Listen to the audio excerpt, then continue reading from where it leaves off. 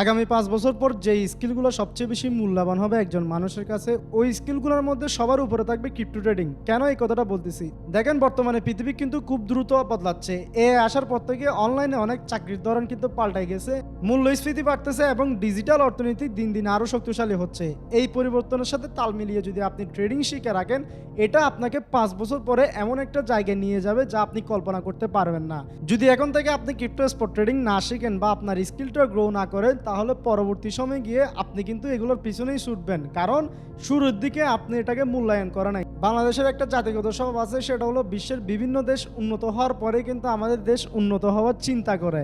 দেখেন, এটা কিন্তু জাতিগত স্বভাব। বাংলাদেশ অলওয়েজ পিছাই থাকবে, কিন্তু তাই বলে যে আপনাকে পিছিয়ে থাকতে হবে বিষয়টা এমন না। আপনার কাছে নলেজ আছে বাট আপনার কাছে ফান্ড নাই। বিষয়টা এমন না যে আপনি ট্রেডিং শিখলে আপনাকে লাখ লাখ টাকা ইনকাম করতে হবে।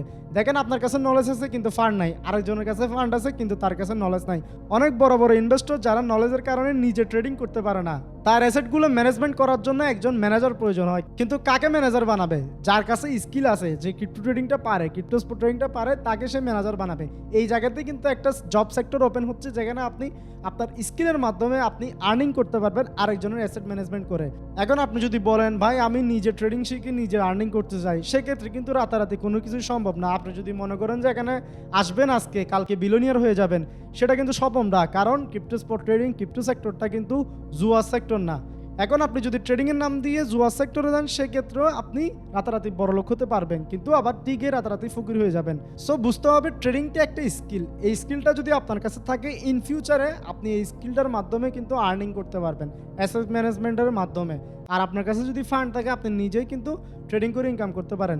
সো আপনার উচিত এখন থেকে ট্রেডিংয়ে ফোকাস দেওয়া, স্কিল গেইন করা, রিস্ক ম্যানেজমেন্ট শেখা, মানি ম্যানেজমেন্ট শেখা, আইসিটি শেখা, এসএমসি শেখা, প্রাইস অ্যাকশন শেখা, ফান্ডামেন্টাল বিষয়গুলো শেখা, টেকনিক্যাল বিষয়গুলো শেখা। যদি আপনি এখন থেকে না শিখেন, আমি বলতেছি আগামী ৫ বছর পর আপনি পিছাই থাকবেন এবং আপনি ওইসব মানুষদের দলে থাকবেন যে মানুষগুলো ট্রেডিং শেখার জন্য লাইন ধরবে একটা সময়।